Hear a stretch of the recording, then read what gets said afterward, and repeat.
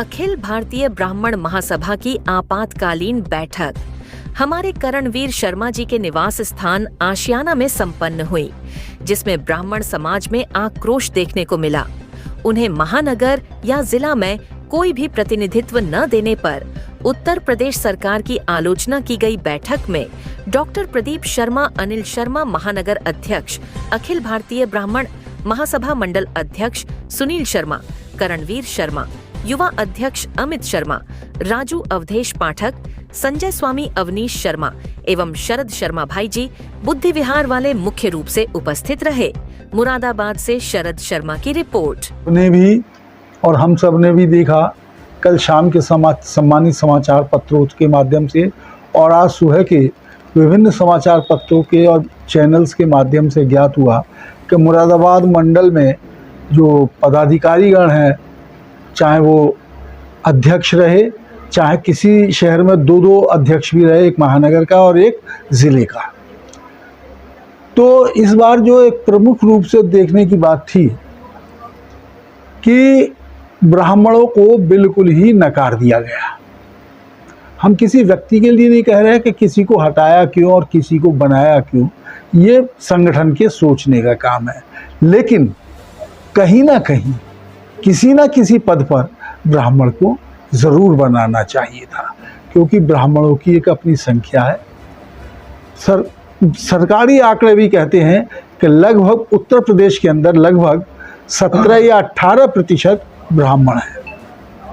तो ब्राह्मणों का इस तरीके से अनदेखा करना ये उचित नहीं है।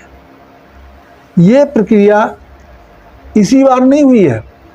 हमने देखा कि पहले भी जब वार्ड मेंबरी के चुनाव हुए तो कई सारे ब्राह्मणों के टिकट काट दिए गए और उसके लिए उनके लिए वास्तव में कहा भी गया, अब हम किसी व्यक्ति का नाम नहीं ले रहे, लेकिन जिसको हटाना था हटा दिया, जिसको बनाना था बना दिया, लेकिन उनमें किसी ना किसी ब्राह्मण का प्रतिनिधित्व जरूर होता।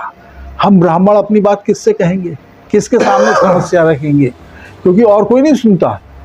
90% ब्राह्मण वोट देता है और कोई नहीं सुनता, सब आश्वासन दे देते हैं, अरे बोले हाँ साहब हो जाएगा हो जाएगा, लेकिन अगर उसका क्रियान्वयन देखें तो मुश्किल से 10% होता है। इसीलिए ये मीटिंग बुलाई गई। इसमें जो विभिन्न ब्राह्मण सभाएं मुरादाबाद में चल रही हैं, उनके प्रतिनिधिगण यहाँ पर मौजूद हैं।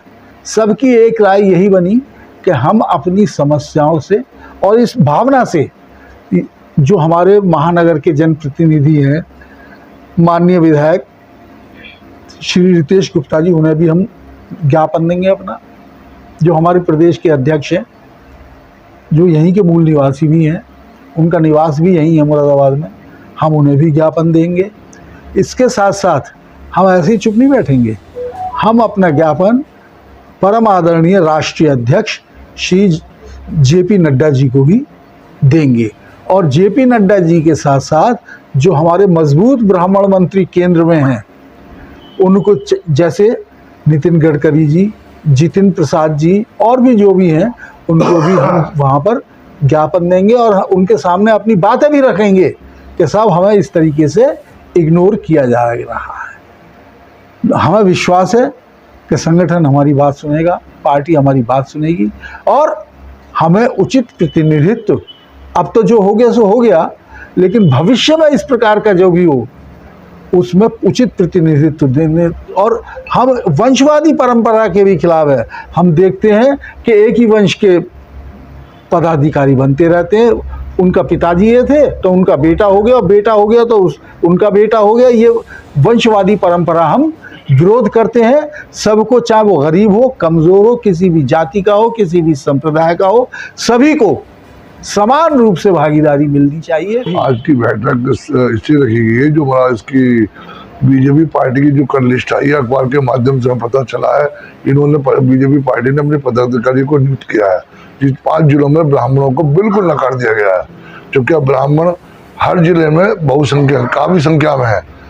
और उसके हिसाब से उनको भागीदारी राजनीति में नहीं मिल रही है। मैं ये नहीं कहता उस आदमी को बनाइए, लेकिन ब्राह्मणों की भागीदारी होनी चाहिए 100%। अगर हम अपनी बात को अभी गुरुजी ने बताया कि अभी हम अगर आगे अधिकारियों पर रखेंगे, पदाधिकारियों पे, अगर वो भी नहीं सुनते हैं तो ब्राह्मण समाज इस बार अलग ढंग से नजर आएगा आने वाले इलेक्शनों में और आगे का कोई समाधान निकालेगा ताकि अपनी भागीदारी सुनिश्चित कर सके।